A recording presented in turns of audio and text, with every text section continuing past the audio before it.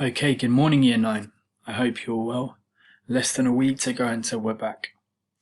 As I mentioned in my last video to you on Wednesday, history will look a little different this term.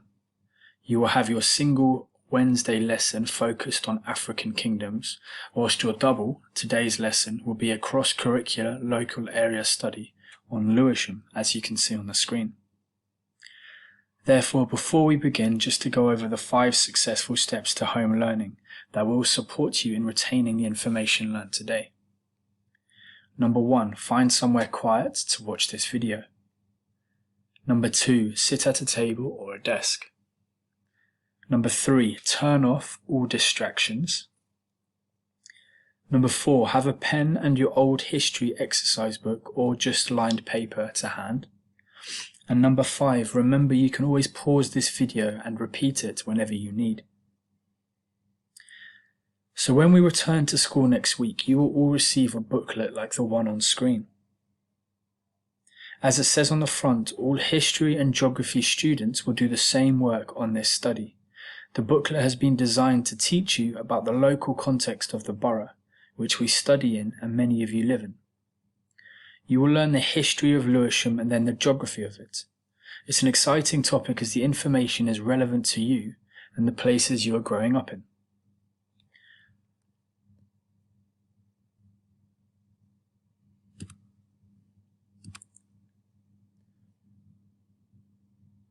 Your first lesson looks at Lewisham through the ages, and I want you to pause the video now and write the title and date in either your old history book or on lined paper. And the title is this one here.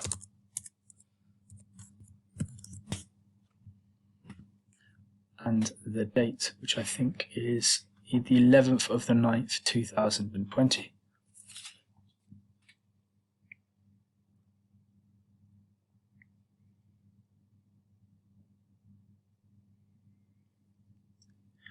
So the name Lewisham is of Anglo-Saxon origin. We know of the Anglo-Saxons because of our Year 7 work before the Norman conquest. It probably means Leifs's settlement or Lewisham, that is, the house among the meadows. So these 4 words are in Saxon and they signify a meadow, a ham and a dwelling. So Lewisham basically means the house among the meadows. This is where the etymology or the origin of the word Lewisham comes from. In Anglo-Saxon Lewisham, the earliest documentary evidence for the existence of Lewisham as a place occurs in 862 AD in a grant of land made by Athelbert, the King of Wessex, to Dietvald, the Thane of Land at Bromley. In 918 AD, Elfrida, the eldest daughter of Alfred the Great, gave her lands, Lewisham, Greenwich and Woolwich, present-day Lewisham, Greenwich and Woolwich, to the Abbey of St. Peter at Ghent in Belgium. Okay, lots of complicated old words there. However, one term to make sure you remember is this word Thane. And if we jump down to here, it says in Anglo-Saxon England, a Thane was a lord who held his land directly from the king in return for military service in time of war. So your first task is a relatively simple one. I would like you to pause the video and answer the 2 questions on the screen on your paper. What was the earliest documented evidence of Lewisham, and who owned the land up to 918 AD? Pause the video now, and remember you can rewind it if you want. Okay, so moving forward, Lewisham in medieval and early modern times. Following the Norman invasion and subsequent Domesday survey by William the Conqueror, Lewisham village was listed as Lewisham. Deptford was included as Deptford or Deep Ford, Lee as Allium, and Brockley was written as Brockley in the Domesday Book 1085. So that's incredible. All these places that we are now kind of associate ourselves with have been around for over 1,000 years. The record shows 11 mills on the Ravensbourne in the Lewisham area and a population of about 300 to 400 people. A number of lesser manors, Bankers, Brockley, Bellingham, Shrofford, Catford and Sydenham, were created within the parent manor of Lewisham. During the medieval period, Lewisham was largely a rural area used for farming and mills. The land was owned by a variety of noble families.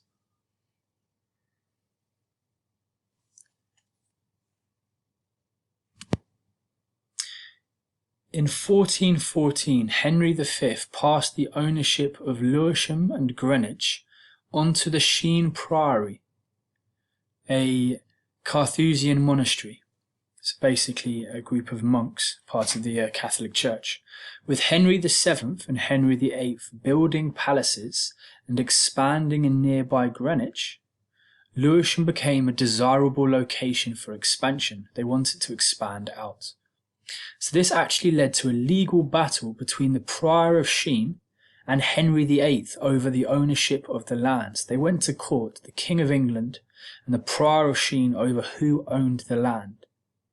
A jury was called and found that the Prior of Sheen had received the land as a gift. So if we look back, who gave them the land was Henry V, passed the ownership onto the Sheen Priory. So the jury found that the Prior of Sheen had received the land as a gift and was the rightful owner of the land. However, this was short-lived, as Carthusians, as well as all Catholic religious orders, were variously persecuted and banned during the Reformation. Following the dissolution of the monasteries by King Henry VIII in the mid-1500s, the Sheen Priory was dissolved, and its buildings and its assets became crown property, so Henry VIII took them all to himself, and these were disposed of in accordance with the king's wishes. These were given away at the king's wishes. Eventually in 1673, the manor became the property of the aristocratic Legge family headed by the Earl of Dartmouth, which is this man here. So eventually by 1673, this man was in charge of Lewisham. So now we know a little more about Lewisham in the medieval and early modern age, where it was handed around between the lords and monarchs of Britain. Your first main task today is in your exercise book to describe what Lewisham was like in the medieval period. See, we generally say the medieval period stops around the 1500 mark, and so in this instance, this case, we can say the cutoff mark is 1414. So anything before this bit here, so this part and this part. So what was Lewisham like up until this date? Have a think as to where the name comes from, for example. I want your answer to be exactly 30 words in length, and you can include an image to help you remember. Give yourself 3 minutes to answer this question, and remember you can rewind to the passages which I read. Go. Next, look at question 4. What led to a legal battle between the Prior of Sheen and Henry VIII? Again, I want you to rewind the video and listen and read carefully. Who was the rightful owner of the land? Who had given it away?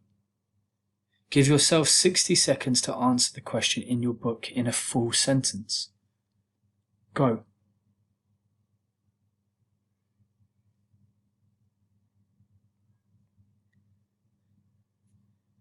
Question 5 asks you to explain how the English Reformation and the subsequent dissolution of the monasteries changed the ownership of the Lewisham area.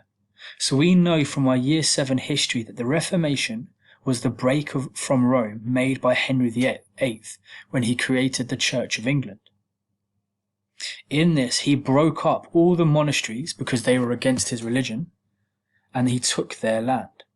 So if we reread that passage, have a think as to how it changed the ownership of the land. It says, following the dissolution of the monasteries by King Henry VIII in the mid-1500s, the Sheen Priory was dissolved and its buildings and assets became crown property and were disposed of in accordance with the king's wishes. Eventually, in 1673, the manor became the property of the aristocratic Legge family, headed by the Earl of Dartmouth. So have a pause now and just answer this question, number 5, again in full sentences in your exercise book. Go.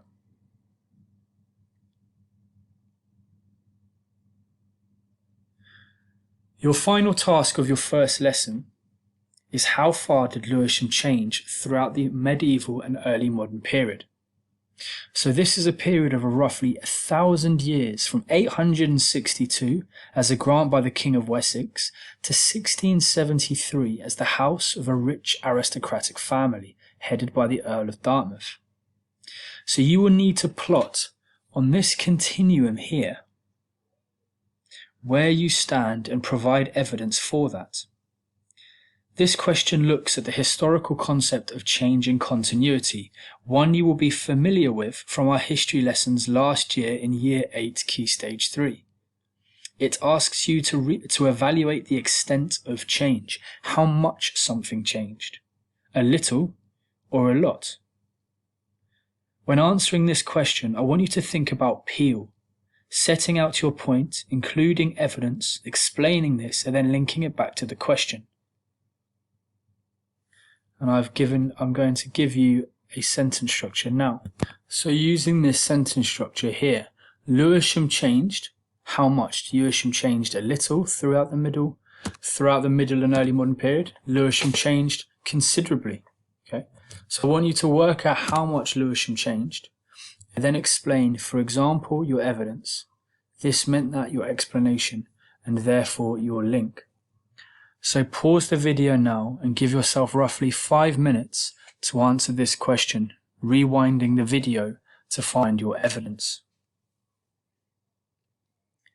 With this complete, you have finished your first lesson, so please see the next video for lesson 2 of today. Many thanks, Mr. Tuton.